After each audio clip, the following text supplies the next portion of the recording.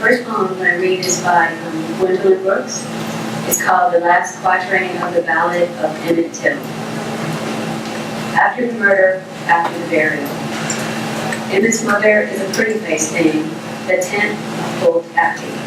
She sits in a room, drinking like coffee. She kisses her killed boy, and she is sorry.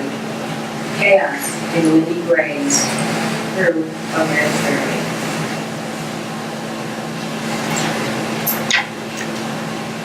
Now I'm going to read a poem I wrote called The Ballad of Poop the Dreamer. 10 days past his 15th year it was, strolling through his own neighborhood. The man-child Poop the Dreamer turned man on a bumpy ride, fought for his personhood. Sun-kissed, kind eyes, dimples defined his handsome face. Poop was slight of build, 100 pounds. Was he, maybe soaking wet, but stronger than he looked. Now, from a very young age, Poop displayed a habit of staring off, head bent, engrossed in his own thoughts. Thoughts he shaped into words on a page of a story or a poem. So lost in thought, Poop the Dreamer walked, mind riffing on Kanye, LeBron, and Malcolm. Lyrical sword swinging, humming tight samples formed the daydream of Poop the Dreamer.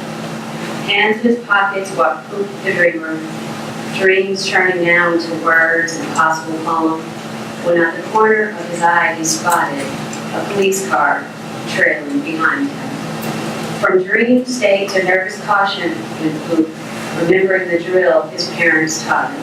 Hands in plain sight, no sudden movements, be polite. For 3 blocks, the car followed Poop the Dreamer. Inside was a lone officer, sporting dark glasses, buzz cut and tan, biceps straining his shirt and a smile ice cold. Poop summed up his pretense in one word. That word was swole.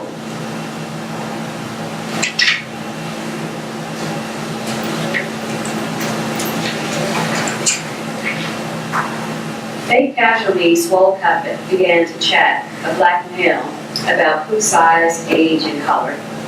Breaking into houses around here, what did he know about that? Poop's eyes grew wide and his heart raced, like the time he came upon a rabid dog. But he swallowed his fear, telling himself he was a little boy then, and now he was a brave and strong young man, not afraid to answer this rabid cop's questions. No, sir, I did not rob the house over there. No, sir, not there, not anywhere. No, sir, you did not chase me yesterday. No, sir, I did not run away. Every word of Poop's answers were true. The swole cop had his own agenda. He twisted Poop's answers to probable cause and told him he was under arrest. Poop reared in terror, lips trembling, said, I'm an honor student, never been in trouble. Here poured a river from his slight body. Over and over he cried, I didn't do it.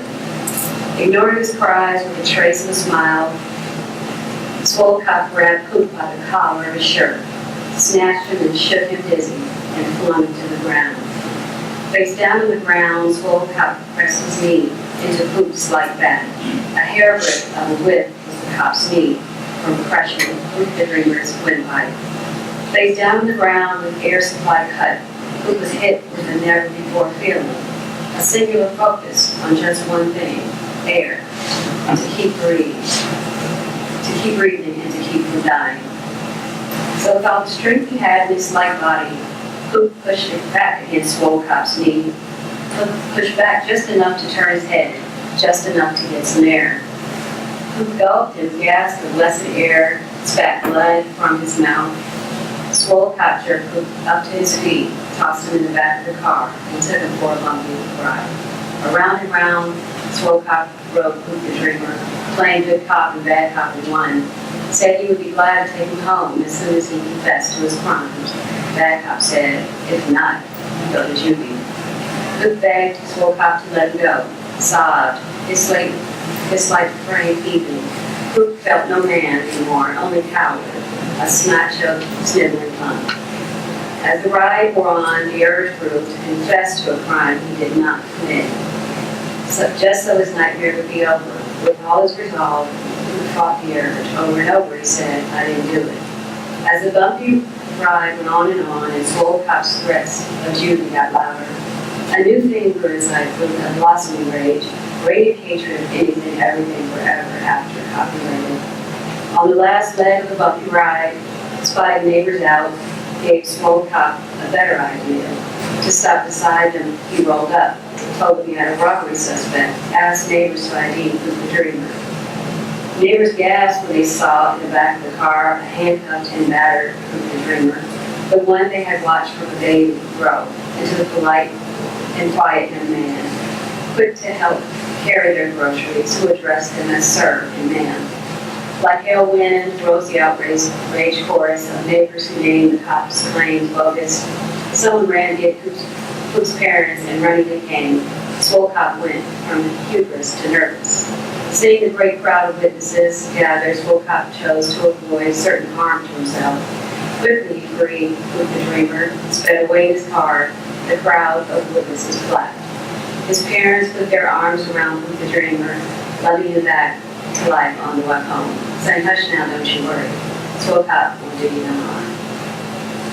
You are well loved. You are the proud gleam in your parents' eyes, the heart beat of freedom, fighters before you.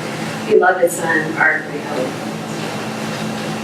To home Coop walked, his parents beside him, encircled by a village of neighbors, mostly black, some white, neighbors alike, sang Coop's praises in many times. One song they sang, from the baby we knew you, as a boy with a book in your hand. Watched you grow into a fine young man, the one quick to help carry our groceries, the good kid who calls us sir and man. To great battle we went, and now we rejoice in your return. Coop the Dreamer, our hero, our neighborhood son. Back home, Coop washed away in the shower, humiliation, hurt, and pain. He washed the poison pipe over at the top, washed it all down the drain. Laying in bed that night, a daydream came where Coop wielded his miracle sword. He sliced his bumpy ride to shreds, diced the demon cop to dust with the mighty power of his words. The daydream brought to Coop a new thought, which was this, his most righteous stand. He had survived to tell the story, and for that he felt a man. Okay, and this one is called Discrimination Poetry.